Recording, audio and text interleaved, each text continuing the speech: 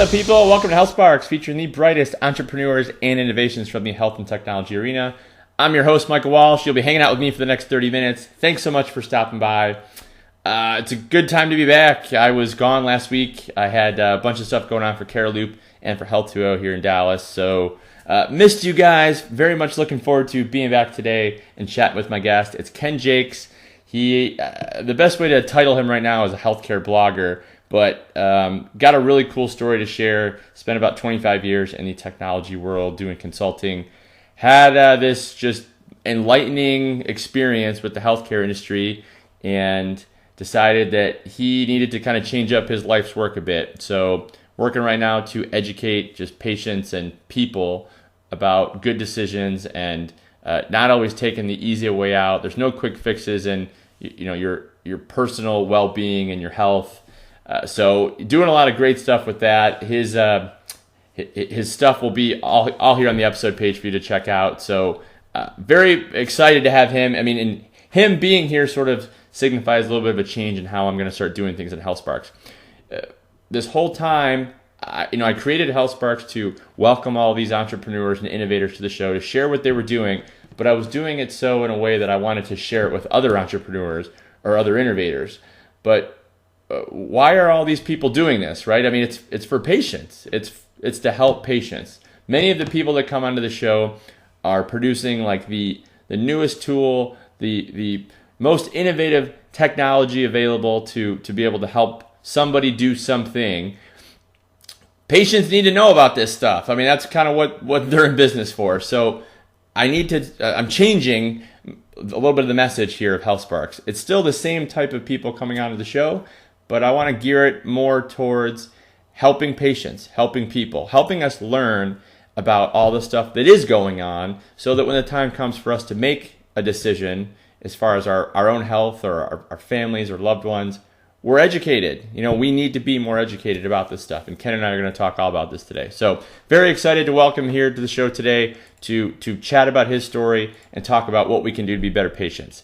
Before we get started with Ken, let's remind everybody, subscribe to HealthSparx, please. This is my way to deliver all the great content each week, every Tuesday morning, in fact, to you. I promise it's not a spam tactic. There's going to be no junk from me. It's just a quick email every Tuesday morning to say, hey, hope you're having a good week. Here's a great episode for you to check out. That's it. So subscribe here on the website or go to healthsparx.com/subscribe.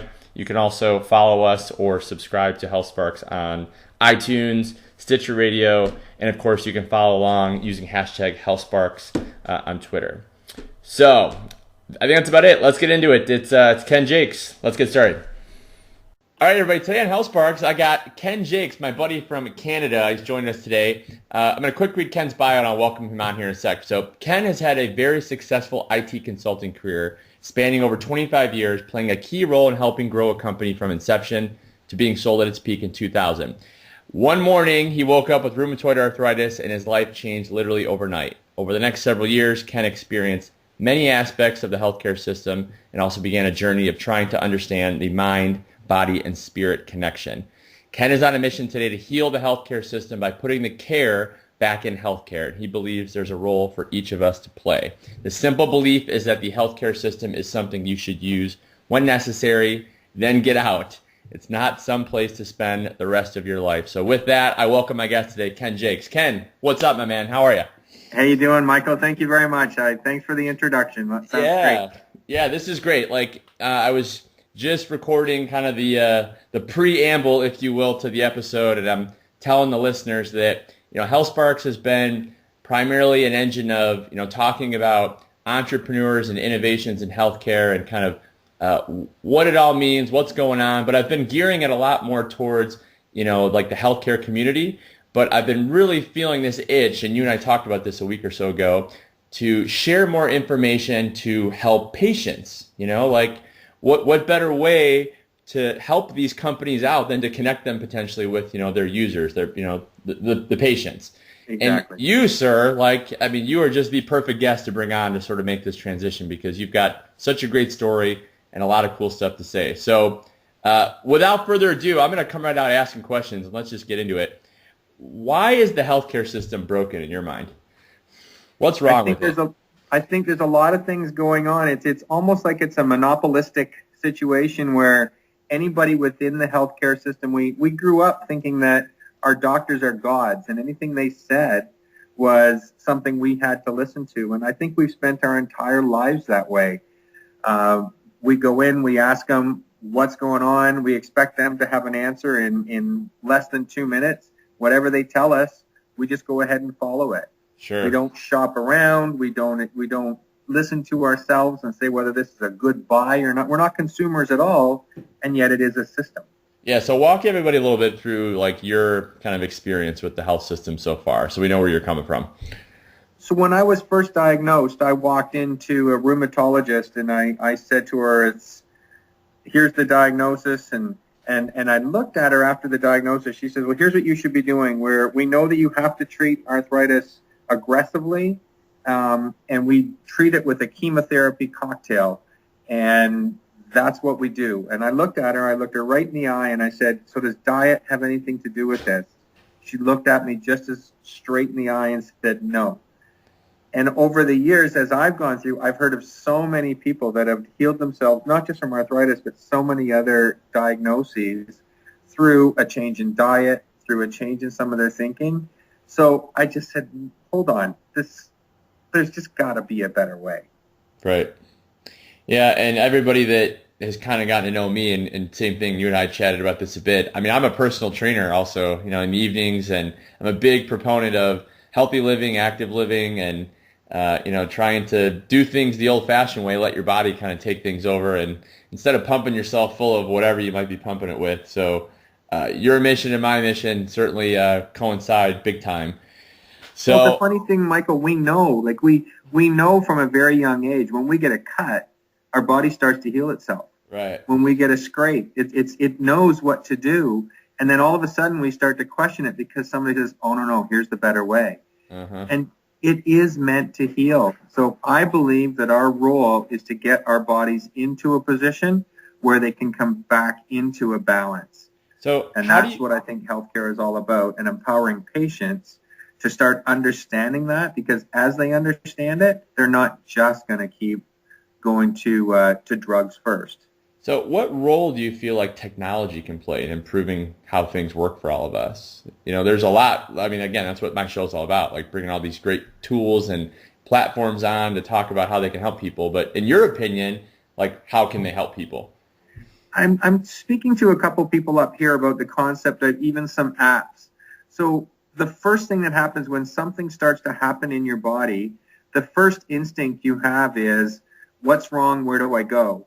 And your first instinct isn't necessarily to start looking and figuring out what might be going on with your life.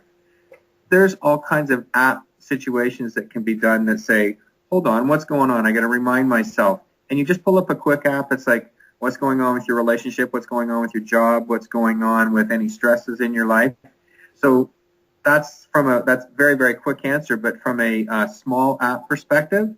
But the other thing is, if I get diagnosed, I want to know other people that have been through similar types of diagnoses, and I want to be able to tap in and say, well, hold on, maybe in 75% of the case, this is what happened, but tell me about the other 25, because there might be something in that for me.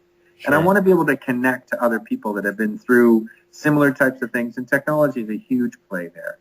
Right. So, I spent some time here before the show reading this last blog article about, an empowered patient. So I would love to kind of hear your thoughts. Take us through this. What is an empowered patient? When I started at the top of the show, I made the comment that we used to look at things, and our parents looked at things as your doctor knows everything. An empowered patient is somebody that simply starts to question things. So we all have intuition. We all have when your doctor says to you, you need this prescription drug, in some cases your body talks to you and says, yes, you're right, I do. In other cases, it starts to say, hold on, what else? There might be a better way. An empowered patient is one that sits there, understands that they are, I use the phrase, the captain and commander of their own health team. They don't understand the physical body from a scientific perspective as well as a doctor, but they do understand what's going on with their own body. And the more they take the time to start to understand how it's communicating with them, how they feel about what's going on, and making sure that they ask questions until such time as they get an answer that feels right to them, then you have an empowered patient. Yeah, and I completely obviously agree with that. And, something else to just throw out there as well is that patients not only need to understand their bodies, but need to understand the system that we're currently working within as well, right? I mean, I was having a conversation with somebody this past week, and I drew upon the example of, as consumers, anytime we're about to go make a major purchase or a major decision, buy a car or buy a house, how much research do we do? How much time do we spend asking questions and learning the system? How do we finance the car? How do we maintain the car? But with healthcare, like most of the time, in healthcare, things happen. You didn't plan for them to happen, right? But that doesn't mean you shouldn't still do your research and ask your questions. And, people don't do that. They don't spend enough time learning about themselves and about how to improve their, their own situation, but also how to, once they're in the system, how to navigate the system. Would you agree? I'm smiling and I'm almost laughing out loud as you tell this, because I always use that example of buying a car or buying a house. Yeah. You do the research, and the funny thing is, a car is just a place to get around. A house is just something to put a roof over your head. But here you are taking care about your own well-being, and I use the phrase, you give your power away. You just give it away to the system because, they must know better than me. And you do absolutely nothing. I believe there's a group of patients that are getting more and more empowered and are starting to change this. And we talked a bit about that last week as well. But there are so many people just walk in and do absolutely nothing about understanding different ways of dealing with things, some of them personal, some of them dealing with different types of practitioners. And you're right. We just walk in, we take the first thing that somebody gives us, and we buy it.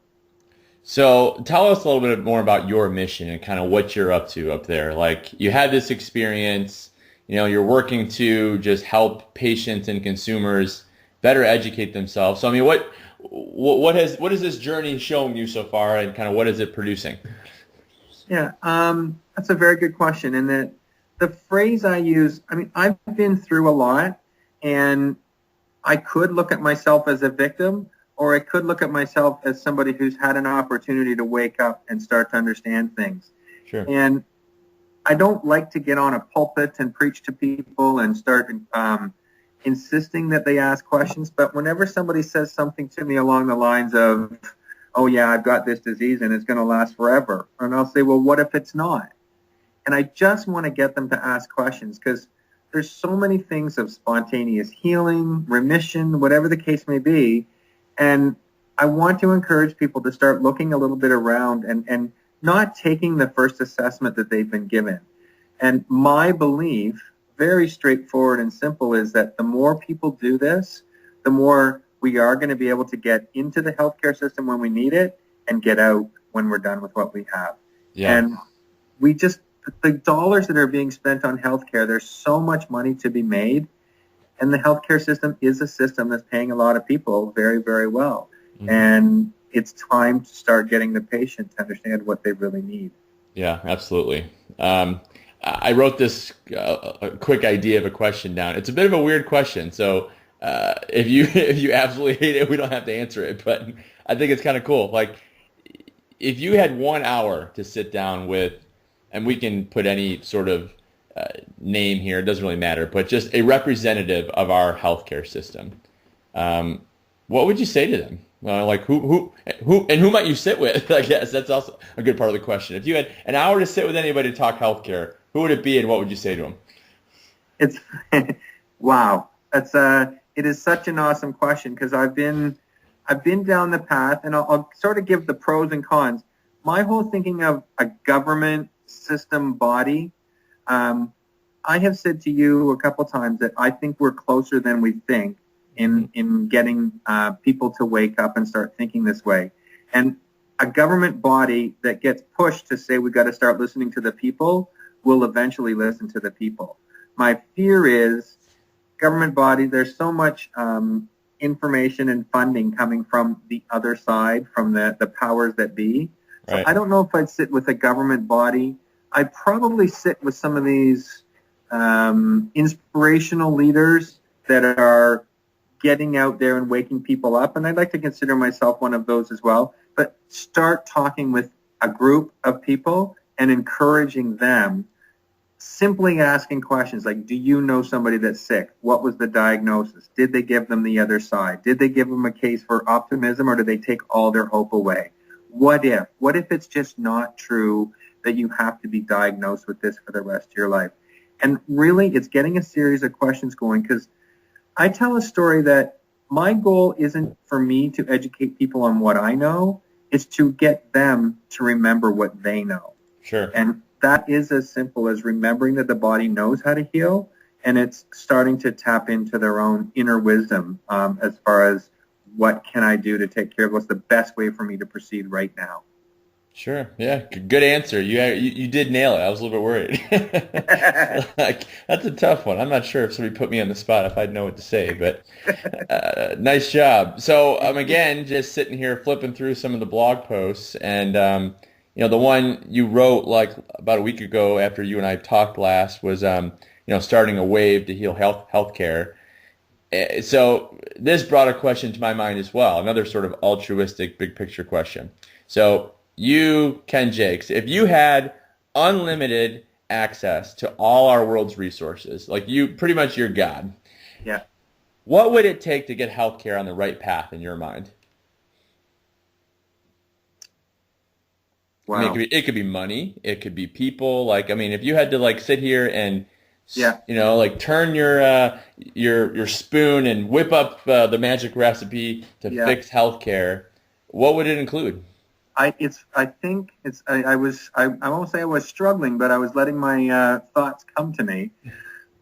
I continue to say over and over again, to try to change the system from the top or to try to force a change to the system, I still don't think is going to work.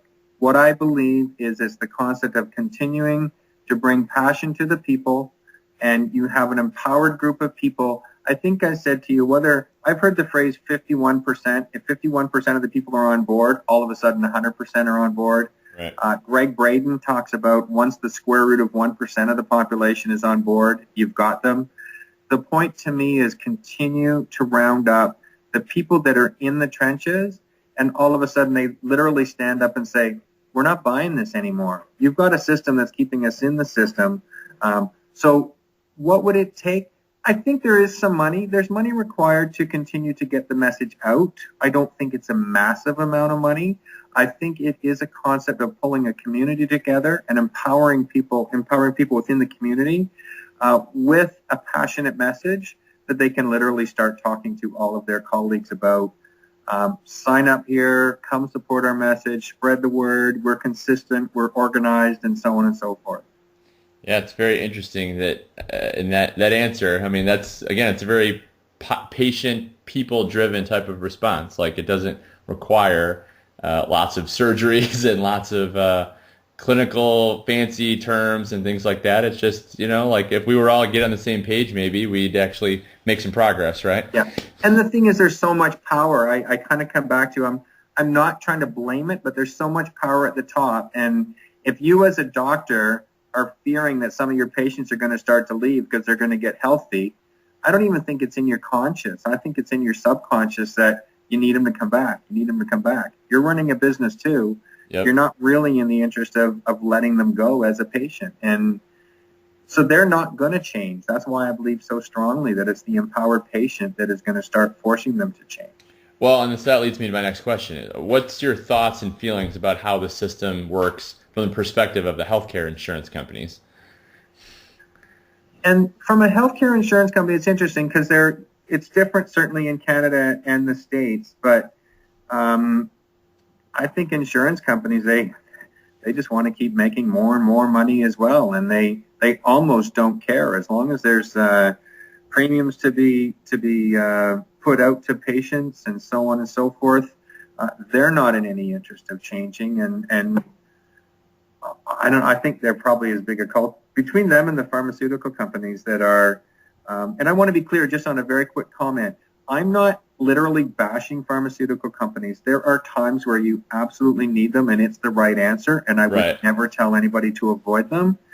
What I don't like is we tend to go to pharmaceuticals first. Yep. And Yes. I like to think there's so many other alternatives. Let's understand the big picture. Let's understand what makes sense, because we can fix a lot of things without going that route. And there's no side effects to natural solutions. There's no side effects to having meditation take a problem away or tapping to take a problem away.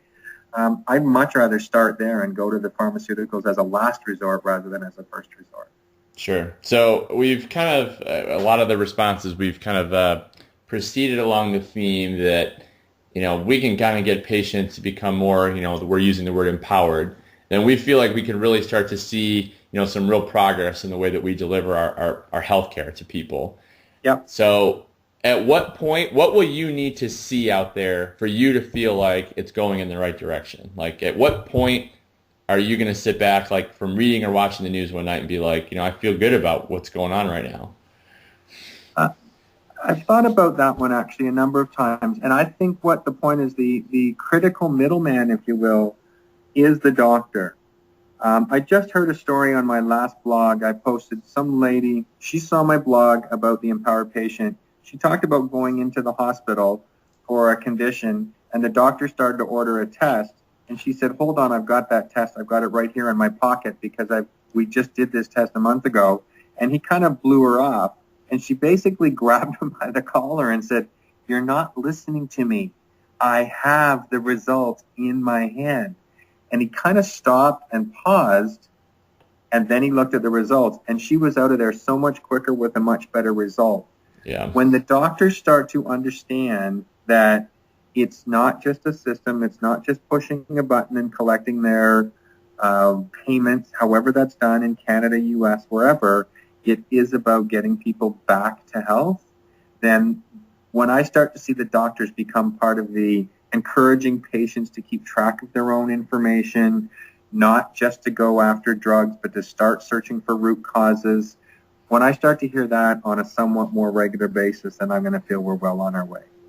Yeah, I can't wait to see some of those things as well. Same thing just this past week, having some conversation with a physician here in Dallas about a lot of the mobile applications coming out to help all of us, keep track of certain things, and how that gets integrated then into, all the different tests and things that a physician would run on us. So, for example, I have a mobile application to kind of keep track of, I don't know, like my body fat percentage or something. And then I go in and to the doctor's office and they want to run the same test on me, and I'm like, no, I have it. Like, I've been monitoring it myself. Like, how do we integrate that, so that we don't have to do it twice?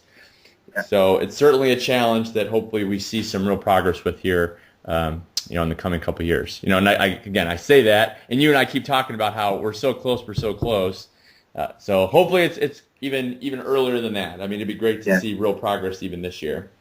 And the funny thing is, Michael, like I sort of threw that phrase out to you. Why does it have to take some time? I'm not even saying I'm right. I'm just trying to adjust people's thinking. What if we really are that close? Yeah. What if people start thinking just a wee bit different, and all of a sudden we're a lot closer than any of us realize? And I honestly believe that, and I'm going to believe it until I'm proven wrong. Yeah, and it's a shame that healthcare is it's such a culprit of this. It just, any change that you try to make to the healthcare system just takes forever, or it seems like it takes forever. And I mean, the media does they blow it out of proportion so bad, like with all the different things that go on with it. But, the big changes here in the United States in the healthcare system the last couple of years have been, most notably the Affordable Care Act and ICD-10. Are you familiar with ICD-10, ICD-9? I'm not actually. The international, I think it's like the International Coding of Diseases. It's how hospitals keep track of when you walk in what you have. So We've been trying to change the scale in the hospital system from ICD-9 to ICD-10 for like 5 years now. And every year the government pretty much like gives the hospitals a free pass to just take another year to do it. Yeah. It's like, so we have like encouraged like just this slow pace. Well, and we have something similar in Canada. We had I'm pretty sure it's Canada-wide as opposed to Ontario, but I could be corrected on that. billions of dollars spent on trying to get electronic health records across the entire country.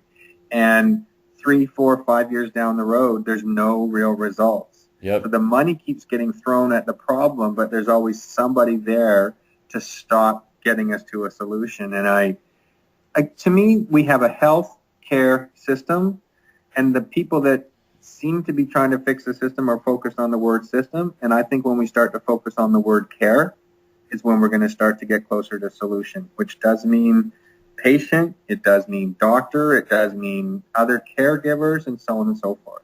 Awesome. Yeah, I 1,000% agree. So let's wrap this up a little bit. Let's kind of bring this back to the 30,000 foot level and think patient. So what advice do you have for people out there as they work through the pain points of our healthcare system? Like, we've talked about a lot of different things here, but let's really summarize this. Speaking directly to a patient, what do they need to be thinking about, like, most important as they prepare to navigate potentially the healthcare system? I think it's exceedingly simple.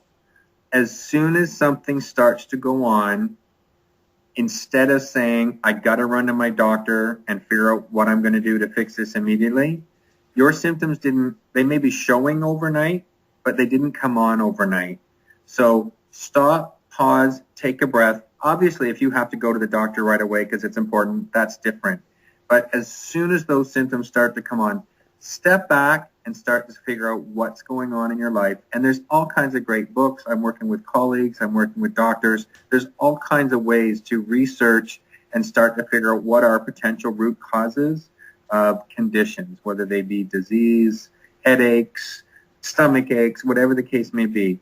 And step back and start to look at it as opposed to trying to fix just the symptom.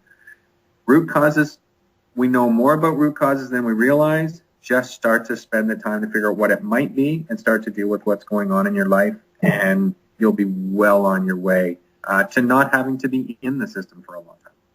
So, one last question here as we, and again, I'll post the links to your website and all that stuff so people can check out your content. But at what point, like, do we, I'm looking through all your stuff here, like, how long have you been doing this, by the way? Everything with your blog. When did this journey start?